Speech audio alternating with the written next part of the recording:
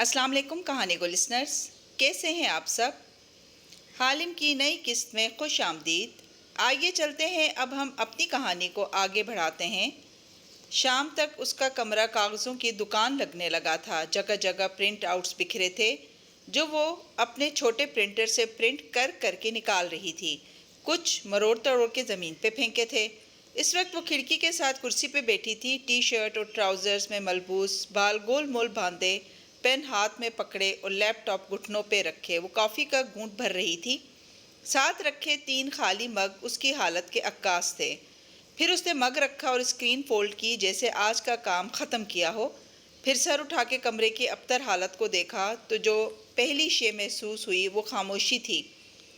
खामोशी और अकेलापन। एकदम से कमरे की दीवारें सिमटने लगीं। एक दीवार सलाखों वाले दरवाजे में तब्दील हो गई। वो ठंडी दीवार से टेक लगाए खौफजदा बैठी थी और सलाखों के पार खड़ा हक्कान तंज से कुछ कह रहा था। तालिया ने ज़ोर से सर झटका तो वो मंजर गायब हो गया। ये मनाजिर इन मुस्तकबिल के ख्वाबों की तरह नहीं उसे दिखाई देते थे। ये अजीब तरीके से उसके इर्द गिर्द अभी तक चक्कर लगा रहे थे। वो ज़रा अकेली होती तो वो उसके आसपास उभरने लगते, नींद में आवाज़ें सुनाई देने लगतीं। तालिया ने गहरी सांस ली और सर कुर्सी की पुछ से लगाया। सोचा था अब पीछे रह जाने वालों पे अफसोस नहीं करना, न उनको याद करना है, मगर यादें हमारे इख्तियार के मातहत नहीं होती, अपनी मर्जी से आती हैं और चली जाती हैं। ये देखे बगैर कि किसी को कितना दुख दे गई हैं। उसने फ़ोन उठाया और ईमेल खोली। वहाँ एडम की ईमेल्स थीं, दातिन की भी और फातेह की भी। ईमेल के सब्जेक्ट से मालूम होता था कि वो उसकी खैरियत पूछना चाहते थे।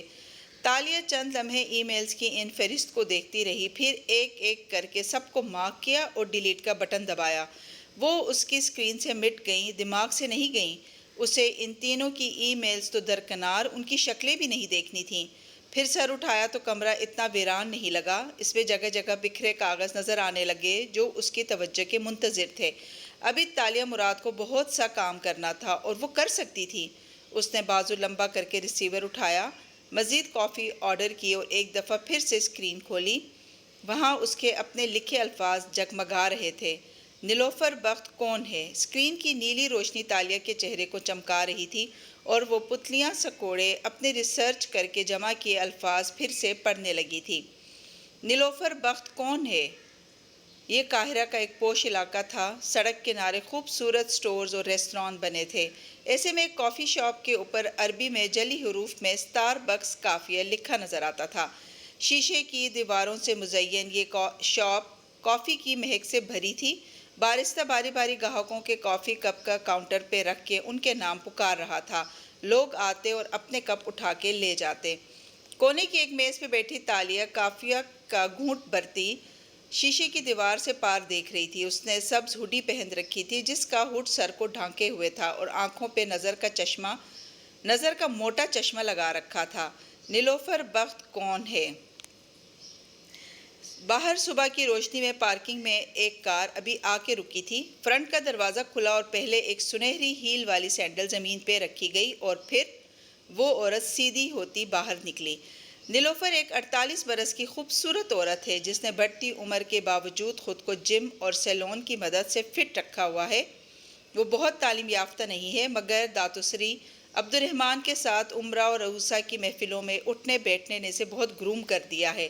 कार से निकलने वाली औरत दराज कद और खूबसूरत थी। उसके स्याह बाल लेयर्स में कंधों पे गिरते थे और माथे पे बैंग्स की सूरत कटे थे। कानों में हीरे के टॉप्स पहने, उंगलियों में अंगूठियाँ, ऐश ग्रे कोट और स्कर्ट तले स्याह जालीदार स्टॉकिंग्स पहने वो बारीक ऊंची हील के साथ चलती हुई शॉप के दरवाजे तक आ रही थी। नीलोफर के पास फिल वक्त इतना पैसा है कि वो अपने फैशन और रहन सहन को पहले की तरह चला सके। उसके बहुत से मर्द दोस्त उसका खर्चा उठाते रहते हैं मगर उसकी सारी तवक्कात अपनी आने वाली किताब से जुड़ी हैं जो छपते ही उसे कई मिलियन कमा के देगी। इसलिए वो अभी तक फैशन, पार्टीज़ और कपड़ों जूतों पे पैसा पहले की तरह ही लुटाती जाती है। दुकान में दाखिल होती औरत इंडियन नकोश की हामिल थी।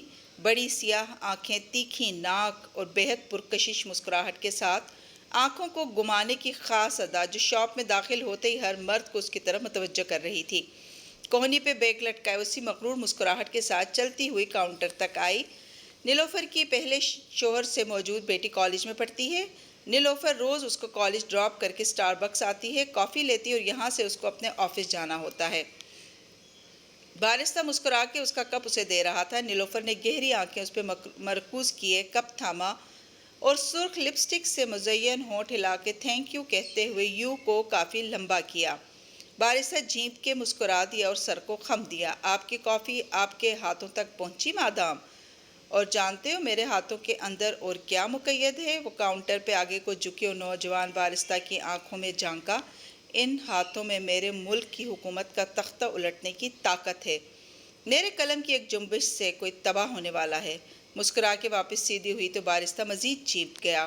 نیلوفر اس وقت ساری کشتیاں جلا کے سر عام اپنی کتاب کا چرچا کرتی پھر رہی ہے۔ وہ جانتی ہے کہ کوئی اس کو مروا نہیں سکتا، کوئی اس کو ہاتھ بھی نہیں لگا سکتا، کیونکہ الزام صوفیہ رحمان پہ آئے گا۔ اس کے پاس اب کھونے کو کچھ نہیں رہا۔ کپ لے کر وہ مڑی اور ارد گرد کھڑے مرد گاہکوں پہ ایک مسکراتی نظر ڈالتی دروازے کی طرف بڑھ گئی، جہاں بہت سی نظریں اس کے تعاقب میں دیوانہ وار لپکیں۔ وہاں ایک ادیڑ عمر داڑھی والے صاحب نے افسوس سے استغفر اللہ اور دل میں یا لہا من امرات آہرہ کہا تھا۔ کتنی فاحشہ عورت ہے!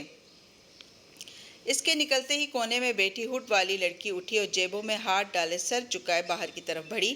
نیلوفر یہاں سے کافی لے کر سیدھی اپنی شاپ پہ جاتی ہے۔ اس نے ایک اینٹیک جیولری شاپ کھول رکھی ہے جس میں وہ بیٹھتی ہے۔ شاپ کی سیل کچھ خاص نہیں، مگر یہ ایک طرح سے شیل کمپنی ہے جس کو رجسٹر کروا کے اس کے کھاتے میں وہ عبد الرحمن کے بھیجے پیسے ڈالتی تھی۔ کوئی ثابت نہیں کر سکتا کہ نیلوفر کو خاموش رہنے کی قیمت ادا کی جاتی تھی، اسی لیے نیلوفر فخر سے کہتی ہے کہ وہ حلال کی روزی روٹی کما رہی ہے۔ اینٹیک شاپ ایک پوش سی سڑک کے کنارے واقع تھی جہاں قطار میں برانڈڈ سٹورز اور جیولری شاپس وغیرہ بنی تھیں۔ یہاں سڑک کنارے چلتے اور دکانوں میں خریداری کرتے لوگ یا تو سیاح تھے یا شہر کے امراء۔ ان کا لباس اور انداز ان کی کلاس کا پتہ دیتا تھا۔ ایسے میں نیلوفر کی شاپ کے پار ایک دکان میں کپڑوں کے ریک الٹ پلٹ کرتی ہوڈ والی تالیہ کی نظریں وہیں جمی تھیں۔ نیلوفر اپنی دکان میں داخل ہو رہی تھی، کافی کا کپ ہاتھ میں تھا۔ پہلے اس نے کرختگی سے ورکرز کو مخاطب کر کے کچھ کہا، ساری ناز و انداز بھری مسکراہٹیں غائب ہو چکی تھیں اور پھر وہ دکان کے اندر ایک دروازے کے پیچھے غائب ہو گئی۔ نیلوفر کا اسی دکان کے اندر ایک آفس موجود ہے جہاں وہ اگلے 2 گھنٹے تک کام وغیرہ کرتی ہے۔ وہاں سے نکل کے دوپہر میں وہ کسی نہ کسی ریستوران جاتی ہے جہاں اس کی طرح کی کوئی فارغ خاتون دوست گوسپ کے لیے اس کا انتظار کر رہی ہوتی ہے۔ ابن بطوطہ مال زرد روشنیوں سے مزین ایک جدید طرز کا مال تھا۔ اندر آؤ تو یوں لگتا سارا زمانہ شاپنگ کرنے آ نکلا ہے۔ مال کے اندر ایک ریستوران کی درمیانی میز پہ ویٹر دھواں اڑاتے پلیٹر رکھ رہا تھا۔ وہاں ایک ڈائی بالوں والی خاتون بہت دلجمی سے سامنے بیٹھی نیلوفر کی باتیں سن رہی تھی۔ صوفیہ رحمان اس وقت انگاروں پہ لوٹ رہی ہے، نیلوفر انگوٹھیوں والا ہاتھ نچا کے محظوظ انداز میں بتا رہی تھی۔ اس کی ساری حکومتی مشینری کو سمجھ نہیں آ رہا تھا کہ ایک عورت کا منہ کیسے بند کروائیں۔ یہ ایک عورت انگلی سے اپنی طرف اشارہ کیا، اگر بول پڑی تو اس کا سچ سارے ملیشیا کو الٹا کے رکھ دے گا۔ واؤ، تو کب شائع کر رہی ہو کتاب؟ وہ سوال مت پوچھو میری جان جن کے جوابات دینا ناممکن ہوں، کیونکہ اس وقت میں اپنی کتاب کو خطرے میں نہیں ڈال سکتی۔ کوئی نہیں جانتا کہ وہ کہاں ہے اور اسے کون شائع کر رہا ہے۔ اس نے چھری کانٹے کو پلیٹ میں چلاتے ہوئے معنی خیز انداز میں کہا، بس یہ جان لو کہ جب یہ شائع ہوئی نا تو ملیشیا کے لوگ اپنے آپ پہ شرمندہ ہو جائیں گے۔ وہ اپنے سیاست دانوں کے اعمال کے باعث کسی کو دنیا میں منہ دکھانے کے قابل نہیں رہیں گے۔ یہ بہت مزیدار فیلنگ ہے ہنی، ایک پورے ملک کی قسمت میرے ہاتھ میں ہے، جیسے چاہوں اس کو بدل دوں۔ میں اس وقت صوفیہ رحمان سے زیادہ طاقتور ہوں، وہ اپنے ہاتھ کو مٹھی میں کھول بند کرتی غرور سے بتا رہی تھی۔ نیلوفر بظاہر ایک بہادر پر اعتماد عورت کا امیج دیتی ہے، مگر عموماً ایسی عورتیں نفسیاتی مسائل کا شکار ہوتی ہیں۔ نیلوفر لنچ کے بعد اپنی بیٹی کو پک کر کے گھر چھوڑتی ہے اور پھر اپنے سائیکیٹرسٹ کے آفس جاتی ہے۔ اس کے ذہنی مسائل اتنے ہیں کہ اسے ہفتے میں 4 سے 5 دن ڈاکٹر کے پاس جانا ہوتا ہے۔ وہ نیند کی گولیوں کے بغیر سو نہیں سکتی اور مسلسل اینٹی ڈپریسنٹ لیتی ہے۔ نیلوفر اپنی کار ڈرائیو کرتی رش والی سڑک سے گزر رہی تھی۔ اس کے عقب میں ایک ٹیکسی کی پچھلی سیٹ پہ بیٹھی ہوڈ والی لڑکی سر جھکائے ڈائری میں کچھ نوٹ کیے جا رہی تھی۔ سائیکیٹرسٹ کے پاس سے واپس آنے کے بعد وہ گھر جاتی ہے جہاں اس کے گھر والے اس کے منتظر ہوتے ہیں۔ نیلوفر پھر رات تک گھر سے نہیں نکلتی۔ ایسی عورتیں اپنی نر اولاد کو خود سے دور رکھتی ہیں، اسی نیلوفر کے گھر میں صرف اس کی کم عمر بیٹی اور ماں رہتے ہیں، جبکہ ٹین ایج بیٹا امریکہ میں بورڈنگ سکول میں پڑھتا ہے۔ ایک خوبصورت مگر چھوٹا سا بنگلہ رات کے اندھیرے میں اس کالونی میں کھڑا تھا۔ اس کے لان کی بتیاں اور کھڑکیاں روشن نظر آ رہی تھیں۔ کچن کے جالی دار پردے سے اندر میز پہ اکٹھے ہو کے کھانا کھاتے لوگوں کے سائے دکھائی دیتے تھے۔ باہر تاریک سڑک پہ ایک درخت تلے کھڑی تالیہ غور سے ان افراد کو دیکھ رہی تھی۔ ایک نوعمر لڑکی، خود نیلوفر، اور ایک معمر عورت۔ ان کے ہیولوں سے اتنا ہی ظاہر ہوتا تھا کہ وہ تینوں کسی بات پہ بحث کرتی کھانے میں مشغول تھیں۔ یہ ویک ڈیز کا شیڈیول تھا۔ ویکینڈز پہ البتہ نیلوفر رات کو پارٹیز یا کلب میں پائی جاتی تھی۔ ہر ماہ کم از کم ایک پارٹی تو نیلوفر بھی دیتی ہے، اور فی الوقت وہ اپنے مرد دوستوں کا دیا پیسہ لٹا رہی ہے۔ اب سوال یہ تھا کہ اس ساری روٹین میں نیلوفر اپنی کتاب کب اور کہاں لکھتی تھی، کیونکہ ابھی تک نہ اس کے ہاتھ میں کہیں قلم کاغذ نظر آیا تھا اور نہ ہی وہ لیپ ٹاپ پہ ٹائپنگ کرتی دکھائی دی تھی۔ تالیہ کے ہوٹل کا کمرہ اس صبح پہلے سے بہتر حالت میں تھا۔ اب جا بجا کاغذات نہیں بکھرے تھے، بلکہ کھڑکی کے ساتھ ایک سٹینڈ رکھا تھا جس پہ فلپ چارٹ آویزاں تھے۔ وہ مارکر لیے کھڑی چارٹ پہ مختلف کھانے بنا کے کچھ لکھ رہی تھی۔ میں یہ سب تنہا بھی کر سکتی تھی، مجھے اس بد لحاظ آدمی کی قطعاً ضرورت نہیں تھی۔ مارکر سے لکیر کھینچتے ناراضی سے سوچا، پھر سوچتی نظروں سے اس چارٹ کو دیکھا۔ نیلوفر کی کتاب کو اس کے ذہن سے نکالنے کے لیے اسے پہلے نیلوفر کے پبلشر کو ڈھونڈنا تھا۔ میں نے اس کو کچھ کہا کیوں نہیں؟ وہ میرے منہ پہ مجھے جادوگرنی کہہ گیا اور میں دیکھتی رہ گئی۔ شیم آن یو تالیہ۔ اس نے مارکر سے پبلشر لکھ کے سوالیہ نشان بنایا۔ اگر کتاب اگلے ماہ ریلیز ہو رہی تھی تو اب تک وہ پرنٹ میں جا چکی ہوگی۔ یہ سارا کام اس کا پبلشر خفیہ طور پہ کروا رہا تھا۔ کون تھا وہ پبلشر؟ ہیری پوٹر کی جادوگرنی، یہی کہا تھا نا اس نے مجھے۔ اسے نہ صرف نیلوفر کا منہ بند کروانا تھا بلکہ اس پبلشر کو بھی ڈھونڈنا تھا۔ اگر کوئی نیلوفر کی کتاب اس موقع پہ تباہ کر سکتا تھا تو وہ پبلشر تھا۔ وہی نیلوفر کو سمجھا سکتا تھا کہ یہ کتاب اتنے سکینڈل سے بری ہے کہ قانونی فرنٹ پہ ان دونوں کو متعدد کیسز کا سامنا ہو سکتا تھا۔ نیلوفر دیوالیہ ہو جاتی، مگر تب تک صوفیہ رحمان بھی تباہ ہو چکی ہوتی۔ میرے نزدیک تم ایک بیوقوف لڑکی ہو جو میرا بیک گراؤنڈ چیک کروا کے۔ اس نے سر جھٹکا اور صفحے پہ نگاہیں مرکوز کیں۔ نیلوفر اپنی نفرت میں اتنی آگے جا چکی تھی کہ اسے اپنی پرواہ نہیں رہی تھی۔ بس کسی طرح صوفیہ تباہ ہو جائے، بات کی وہ بعد میں دیکھے گی۔ اس نے مارکر بند کر کے رکھا اور چارٹ کا صفحہ پلٹ دیا۔ لکھا ہوا صفحہ پیچھے کو لٹکنے لگا اور سامنے نیا صفحہ آ گیا جس پہ پینٹنگ بنی تھی۔ اگر کوئی روم سروس میں سے آئے تو وہ یہی صفحہ دیکھے گا۔ ایک ناشکری جادوگرنی جو دریا میسر ہونے کے باوجود اس پہ تالاب بنانے کی کوشش کرتی ہے۔ دروازے پہ دستک ہوئی تو اس نے یس کہا اور خود صوفے پہ بیٹھ گئی۔ ویٹر ٹرے اٹھائے اندر آیا۔ وہ چند لمحوں کے لیے ہی فارغ ہوئی تھی اور فوراً سے کمرے کی ویرانی اور تنہائی محسوس ہوئی تھی۔ ویٹر کافی رکھنے لگا اور تالیہ نے موبائل کی اسکرین روشن کی۔ جو دریا میسر ہونے کے باوجود اس پہ تالاب بناتی ہے۔ But you know what? Emails کھولیں تو چند نئی ای میلز اس کے انتظار میں تھیں۔ اس نے پڑھے بنا ایک ایک کو مارک کر کے مٹا دیا۔ تم کوئی ساحرہ نہیں ہو۔ میم، پردے کھول دوں؟ ویٹر نے ادب سے انگریزی میں پوچھا۔ پاؤں میز پہ رکھی بیٹھی تالیہ نے سر کو خم دیا۔ ویٹر آگے آیا اور پردے ہٹا دیے۔ صبح کی سفیدی تیزی سے اندر آئی تو تالیہ کی آنکھیں چندیا گئیں۔ تم کوئی ساحرہ نہیں ہو۔ اس نے موبائل رکھ دیا اور کنپٹیاں سہلائیں۔ اس آدمی کے الفاظ بار بار ذہن میں گونجتے تھے۔ تم کوئی ساحرہ نہیں ہو، نہ میں تمہارا ملازم ہوں۔ وہ کمرے سے نکلنے پہ راضی نہ تھی، اسی لیے ہاؤس کیپنگ کے عملے کو بلوا لیا تھا۔ دو میڈز اب جلدی جلدی کمرے کی صفائی میں لگی تھیں۔ ایک بیڈ شیٹ تبدیل کر رہی تھی اور دوسری ویکیوم لگا رہی تھی۔ وہ چپ چاپ بیٹھی ان کو دیکھے گئی۔ یہ میرا ہوم ٹیرف ہے، میرے ساتھ گیمز نہ کھیلو۔ تمہیں مجھ پہ اعتبار نہیں ہے تو میں تمہارے لیے کچھ نہیں کر سکتا۔ گال تلے مٹھی رکھے اس کی باتوں کو سوچتے ہوئے تالیہ نے بھوئیں چڑھا کے سر جھٹکا۔ اسے احمد نظام پہ غصہ آیا تھا۔ کتنے مان سے انہوں نے کہا تھا کہ وہ آدمی اس کی مدد کرے گا۔ یہ میرا ہوم ٹرپ ہے، اور یہ کہ بے شک وہ تھوڑے عرصے سے ہی مصر میں رہائش پذیر ہوا ہے، مگر وہ وہاں ہر ضروری شخص یا جگہ کو جانتا ہے۔ لیکن اس آدمی نے کیا کیا؟ وہ اسے چھوڑ کے چلا گیا۔ وہ احمد نظام کو واپس جا کے کہے گی ضرور کہ یہ میرا ہوم ٹرپ ہے۔ تالیہ کے ابرو اچنبے سے اکھٹے ہوئے۔ ایک منٹ، کیا کہا تھا احمد نظام نے؟ وہ کچھ ماہ سے مصر میں مقیم ہے، تو پھر مصر اس کا ہوم ٹرپ کیسے ہوا؟ نہ وہ مصری تھا، نہ برسوں سے وہاں مقیم تھا۔ پھر اس نے کیوں کہا کہ اس کا ہوم ٹرپ تھا؟ یا وہ کچھ اور کہہ رہا تھا؟ دریا کے اوپر تالاب، ٹرپ، ہیری پوٹر کی جادوگرنی۔ وہ تیزی سے سیدھی ہوئی اور کھڑکی سے باہر دیکھا۔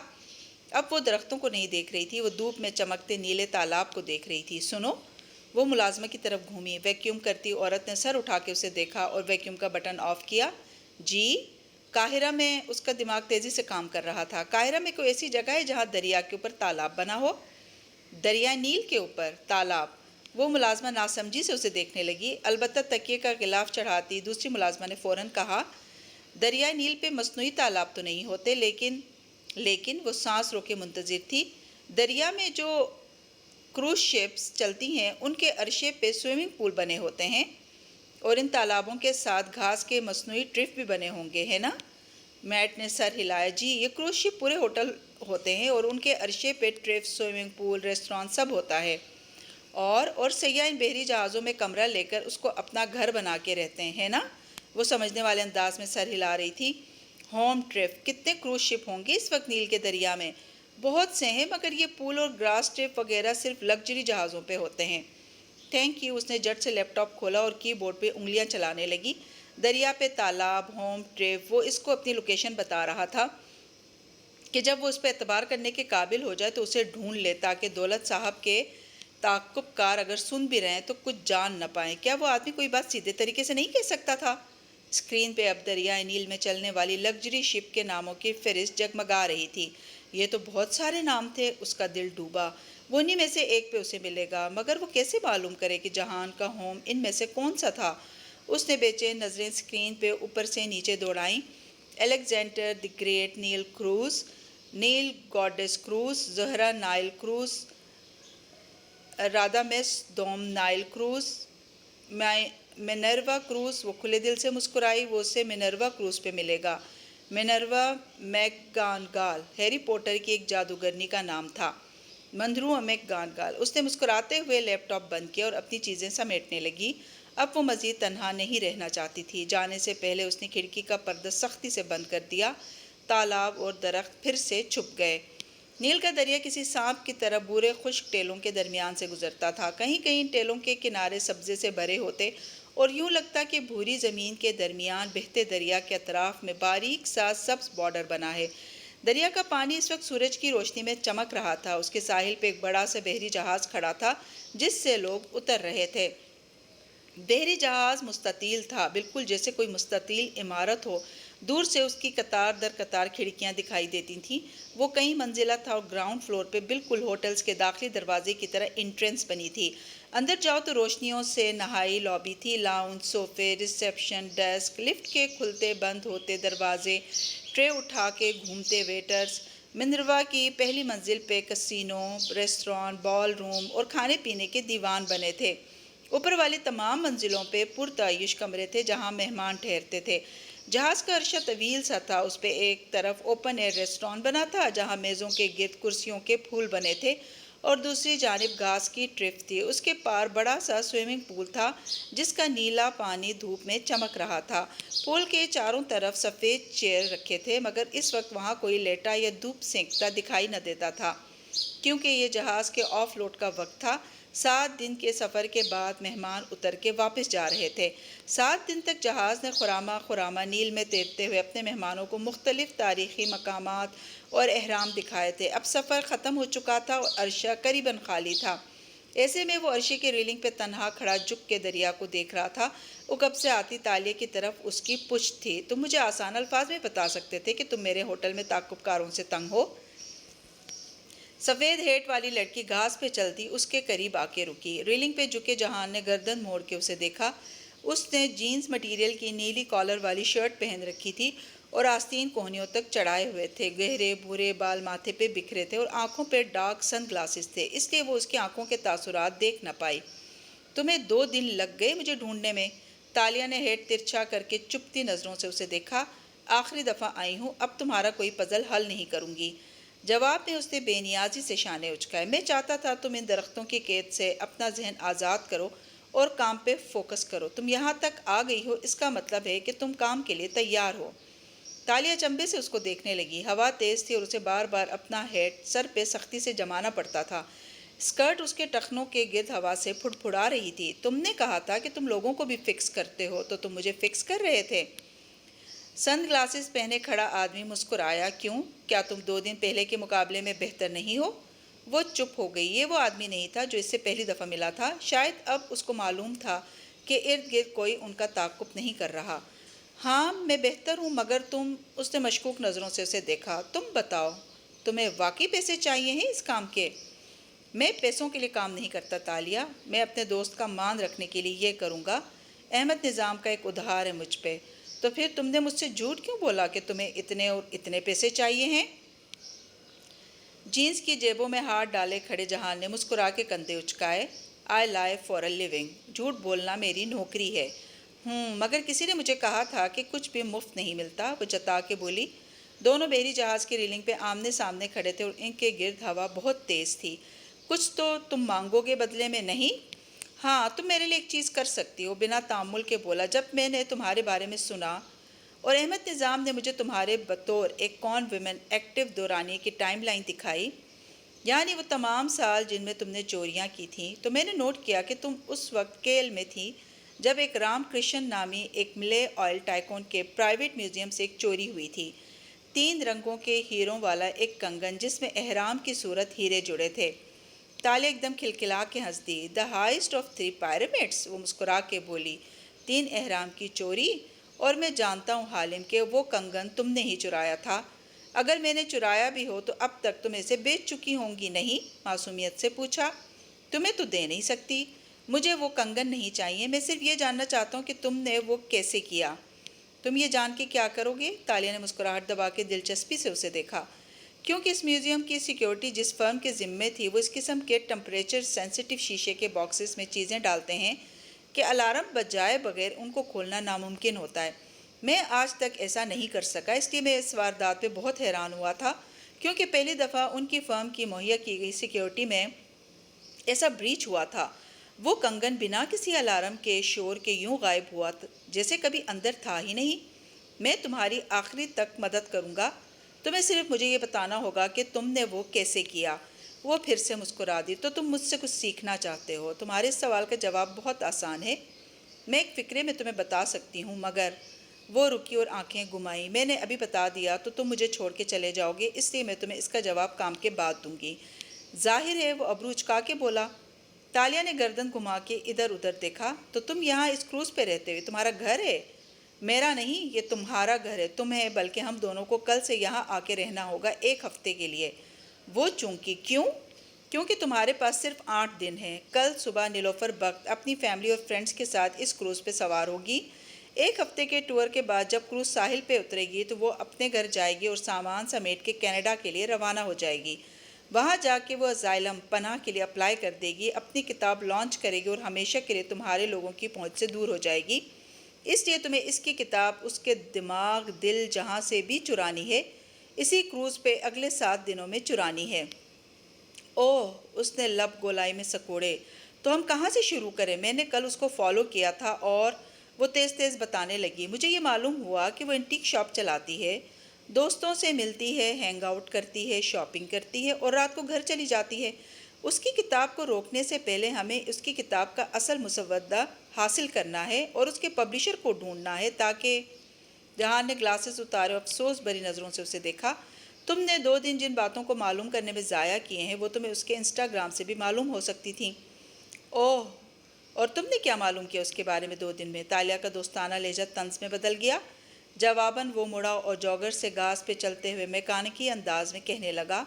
मैंने तुम्हारी तरह उसके लंच, कॉफ़ी और डिनर्स पे उसका ताक़ुब नहीं किया, बल्कि मैंने उसके फाइनेंशियल रिकॉर्ड्स देखे, क्रेडिट कार्ड्स के बिल्स देखे, और मेरा ख्याल है वो किताब नहीं लिख रही, वो सिर्फ सोफिया रहमान को धमका रही है ताकि अपनी कीमत बढ़ाए। नहीं, वो वाकई किताब लिख रही है। तो इसका कोई सबूत तो होना चाहिए था। वो दोनों घास पे साथ साथ चलने लगे थे। मैंने उसकी बैंक स्टेटमेंट में किताब की एडवांस रॉयल्टी के नाम पे कोई पेमेंट नहीं देखी, बल्कि इसको कोई बड़ी पेमेंट मिली ही नहीं है। उसके फ़ोन रिकॉर्ड्स में किसी पब्लिशर या लिटरेरी एजेंट का नंबर नहीं है। फिर वो उनसे व्हाट्सएप या ईमेल पर रब्ता करती होगी, मगर वो उसको सुने बगैर बोले जा रहा था। उसके घर जो डाक मसूल होती है, इसमें किसी गोस्ट राइटर, सहाफ़ी या पब्लिशर का एड्रेस नहीं था। मुझे लगा शायद उसकी जगह किताब लिख रहा हो कोई गोस्ट राइटर, मगर नहीं। मैंने मिस्र में अंग्रेज़ी किताबें छापने वाले और कनाडा के बड़े लिटरेरी एजेंट से भी रब्ता किया है, कोई भी उससे राब्ते में नहीं है। چند لوگوں نے اس کو آفر کی تھی، مگر کتاب میں عبدالرحمن پہ اتنے الزامات کا خطرہ ہے کہ نامور پبلشرز پیچھے ہٹ گئے کیونکہ صوفیہ ان پہ مقدمات کر دے گی۔ اس کا مطلب ہے کہ جو پبلشر اس کتاب کو چھاپ رہا ہے وہ اس سے کسی دوسرے نام، اکاؤنٹ اور نمبر سے رابطے سے ہوگی اور پیسے لے رہی ہوگی۔ اگر ایسا ہوتا تو وہ فائنینشلی اتنی کمزور نہ ہوتی۔ یہ ویکیشن بھی اس کے کسی مرد مداح نے اس کو بک کروا کے دی ہے۔ بحری جہاز کی طرف اشارہ کیا۔ یہ یاد رکھو تالیہ کہ کوئی بڑا پبلشر اس کی کتاب کو صوفیہ رحمان کو دکھائے اور اس کا کمنٹ لیے بغیر قانونی طور پہ نہیں چھاپ سکتا، کینیڈا جیسے ملک میں تو کبھی بھی نہیں۔ یعنی اس کا پبلشر اتنا بڑا رسک لے رہا ہے تو وہ بھی صوفیہ سے اتنی ہی نفرت کرتا ہوگا جتنی نیلوفر کرتی ہوگی۔ جہان نے گاز پہ چلتے ہوئے گہری سانس لے کر شانے اچکائے۔ ہاں یہ ہو سکتا ہے، لیکن میں نے اس کے شاپنگ بیلز بھی چیک کیے۔ وہ نہ کسی بک شاپ پہ جاتی ہے، نہ قلم کاغذ خریدتی ہے۔ سوائے اس کی بچی کی اسٹیشنری شاپنگ کے اس کے گھر کوئی کاغذ نہیں آتا۔ تو وہ لیپ ٹاپ پہ لکھتی ہوگی۔ وہ ہر بات کا جواب دے رہی تھی۔ وہ رکا، چپتی نظروں سے اسے دیکھا۔ اوکے، آپ بتائیں، آپ نے کیا معلوم کیا اس کے بارے میں؟ طنز سے کہہ کے وہ چلتے چلتے ایک جگہ رکا اور جوگر کی نوک سے گھاس کو مسلا۔ ایک چکور سا قطع اکھڑنے لگا تو اس نے جوگر سے واپس اس کو درست حالت پہ کر دیا اور پھر سے چلنے لگا۔ میں تو بس اس کے لنچ، ڈنرز، کافی اور لپسٹک نوٹ کر رہی تھی۔ تم سے یہی امید تھی مجھے۔ چلتے چلتے وہ دونوں پول کے کنارے آ چکے تھے جہاں خالی چیئرز رکھی تھیں۔ جہان نے گزرتے ہوئے ایک ترچھے رکھے چیئر کو ہاتھ سے موڑ کے سیدھا کیا اور اپنی کارروائی بیان کرنے لگا۔ میں ان 2 دنوں میں اس کے کانٹیکٹس، دوستوں، رشتہ داروں کو بھی چیک کر چکا ہوں۔ اگر وہ بک پبلشنگ کے لیے کینیڈا جا رہی ہے تو وہاں موجود اس کا کوئی جاننے والا اس کے پبلشر سے آگاہ نہیں ہے۔ اگر وہ واقعی کتاب لکھ رہی ہے تو اس کتاب کی دوسری کاپی اس کے پبلشر کے پاس ہوگی، مگر پبلشر کون ہے اور کہاں ہے؟ واو، تمہیں 2 دن میں اس کے بارے میں بہت کچھ معلوم ہو گیا۔ تم ویسے کرتے کیا ہو؟ جیبوں میں ہاتھ ڈالتے چلتا جہان مسکرایا اور نظریں ترچھی کر کے اسے دیکھا۔ بتا چکا ہوں، میکینک ہوں۔ پہلے مجھے لگا کہ تم کسی مافیا کے لیے کام کرنے والے کرمنل ہو، مگر نہیں۔ وہ ایک دم اس کے سامنے آئی تو وہ رک گیا۔ ہیٹ والی لڑکی آنکھوں میں چمک لیے اسے دیکھ رہی تھی۔ تم جاسوس ہو؟ اچھا، اور یہ تمہیں میرے لنچ، ڈنرز اور کافی پہ تعاقب کر کے معلوم ہوا؟ جواب اطمینان سے آیا تھا۔ دیکھو، تم صرف چند ماہ سے یہاں ہو، نام معلوم نہیں اصلی ہے یا جعلی، مگر تم جیسے لوگ اتنے ماہ میں اگر اتنے کانٹیکٹس بنا لیں تو وہ انڈر کور آپریٹیوز ہوتے ہیں۔ پہلی طرح کے انڈر کور آپریٹیو مافیا یا برے لوگوں کے لیے کام کرتے ہیں، مگر تمہیں پیسے نہیں چاہیے۔ اس کا مطلب ہے تم اقدار اور روایات کا پاس رکھنے والے ہو اور تمہارا تعلق دوسری طرح کے آپریٹیو سے ہے جو حکومتی جاسوس ہوتے ہیں۔ کس حکومت کے یہ بتانا مشکل ہے، مگر تم چور نہیں ہو، تم کون مین بھی نہیں ہو، تم جاسوس ہو۔ جہان کے تاثرات نہیں بدلے۔ وہ ہلکی سی مسکراہٹ کے ساتھ اسے دیکھ کے ابرو اٹھا کے بولا، اس کے علاوہ مزید کوئی گیس میرے بارے میں؟ تمہیں چیزیں فکس کرنا پسند ہیں، تم دوسروں کا انتظار کیے بغیر ان کو خود سے ٹھیک کرنے لگتے ہو۔ اس کا مطلب ہے تم نے زندگی کا ایک لمبا عرصہ اکیلے خود انحصاری کرتے ہوئے گزارا ہے اور تم کسی پہ اعتبار نہیں کرتے۔ تمہاری بات رد کر کے میں تمہارا دل نہیں توڑوں گا، لیکن افسوس سے گہری سانس لی۔ آئی وش تم نے اپنی یہ سکلز نیلوفر پہ استعمال کی ہوتی تو ہمیں یہ معلوم ہو جاتا کہ وہ کتاب کب اور کہاں بیٹھ کے لکھتی ہے۔ کہ وہ آگے بڑھا تو اس کی طرح کھڑی اسے دیکھتی رہی، پھر پیچھے سے پکارا، وہ روز صبح اپنی اینٹیک شاپ کے آفس کے اندر بیٹھ کے اپنی کتاب لکھتی ہے۔ جہان کے قدم وہیں زنجیر ہوئے۔ وہ آہستہ سے گھوما اور اس کی طرف چہرہ موڑا تو آنکھوں میں واضح حیرت تھی۔ تمہیں کیسے معلوم؟ تم تو کل اس کی شاپ کے اندر تک نہیں گئی تھی، کیونکہ جب تم اس کے فائنینشیل ریکارڈز، کریڈٹ کارڈز اور فلائٹ ڈیٹیلز کو کنگال رہے تھے تو میں اس کی لپسٹک نوٹ کر رہی تھی۔ سینے پہ بازو لپیٹے کھڑی لڑکی مسکرا کے کہہ رہی تھی، تم اچھے جاسوس ہو، لیکن نہ تم لڑکی ہو نہ تم کسی رائٹر کے فرینڈ رہے ہو، ورنہ تم نوٹ کرتے کہ جب وہ کافی لے کر اپنی شاپ میں داخل ہوتی ہے تو اس کے کپ پہ اس کی لپسٹک کا کوئی نشان نہیں ہوتا۔ یعنی وہ کار میں کافی نہیں پیتی۔ کافی شاپ اس کی اینٹیک دکان سے 10 منٹ کی ڈرائیو پہ ہے۔ جو لوگ ورک پلیس پہ جانے سے پہلے کافی لیتے ہیں وہ کار میں ہی اس کو ختم کر لیتے ہیں۔ کہتے ہوئے وہ رکی۔ کوئی یاد آیا تھا تاکہ آفس میں داخل ہو کے کام کے ساتھ ان کو کچھ پینا نہ پڑے اور وہ فریش ہوں۔ مگر وہ کون کہتا ہے جس کو اپنے کام کے ساتھ ساتھ کیفین درکار ہوتی ہے؟ مگر وہ کون ہوتا ہے جس کو اپنے کام کے ساتھ ساتھ کیفین درکار ہوتی ہے؟ وہ تھوڑی اٹھائے مسکرا کے اس سے پوچھ رہی تھی۔ ہوا سے اس کے ہیڈ سے نکلتے بال پھڑاتے ہوئے پیچھے کو اڑ رہے تھے۔ رائٹر؟ وہ دھیرے سے بولا۔ بالکل، رائٹرز کو کیفین آکسیجن کی طرح چاہیے ہوتی ہے، اور میں ایک رائٹر کے ساتھ ایک لمبا عرصہ گزار چکی ہوں۔ رائٹر صرف ان اوقات میں لکھتے ہیں جب وہ فریش ہوں اور ساتھ ساتھ چائے یا کافی پیتے ہیں۔ وہ اپنی کافی کو آفس کے اندر لے کر جاتے اور اسے اپنے کام کے ساتھ انجوائے کر کے پینا چاہتی ہے۔ باقی سارا دن نیلوفر کا مصروف گزرتا ہے۔ اگر وہ واقعی کتاب لکھ رہی ہے تو ذہن کی تازگی اسے صرف صبح کے ان اوقات میں میسر ہوتی ہے۔ وہ دونوں ابرو اٹھا کے اسے دیکھتے ہوئے چند لمحے خاموش رہا۔ وہ انتظار کرتی رہی کہ وہ تعریف کرے گا، مگر اس نے بے پرواہی سے شانے اچکا دیے۔ اوکے کول، یعنی وہ واقعی کتاب لکھ رہی ہے، ٹھیک ہے، ہم اس کا آفس چیک کر لیں گے، رات میں کچھ نہ کچھ تو ملے گا وہاں سے۔ پھر اس نے کلائی پہ بندی گھڑی دیکھی۔ اب مجھے چلنا چاہیے، مگر رات کو کب اور کیسے جانا ہے اس کی دکان میں؟ پلان تو ڈسکس کرو۔ ابھی مجھے دیر ہو رہی ہے، شام میں تمہارے ہوٹل آؤں گا تو بات کریں گے۔ اپنے تعاقب کاروں سے پیچھا چھڑوا لینا پلیز۔ تالیہ نے پتلیاں سکوڑ کے غور سے اسے دیکھا۔ تمہیں شاید کہیں پہنچنا ہے اور تمہیں لگتا ہے میں تمہیں اس سوال کا جواب دوں گا؟ ابرو اچکا کے سنجیدگی سے کہتا آگے بڑھ گیا۔ وہ سوچتی نظروں سے اس کا تعاقب کرنے لگی جو اب پول کے کنارے چلتا دور جا رہا تھا۔ اسے واقعی کہیں پہنچنے کی عجلت تھی۔ جی تو کہانی گو لسنرز، آج کی ایپیسوڈ آپ کو کیسی لگی؟ کمنٹس میں اظہار ضرور کیجیے گا، اور چینل پر نئے ہیں تو چینل کو سبسکرائب کرنا نہ بھولیں۔ شکریہ۔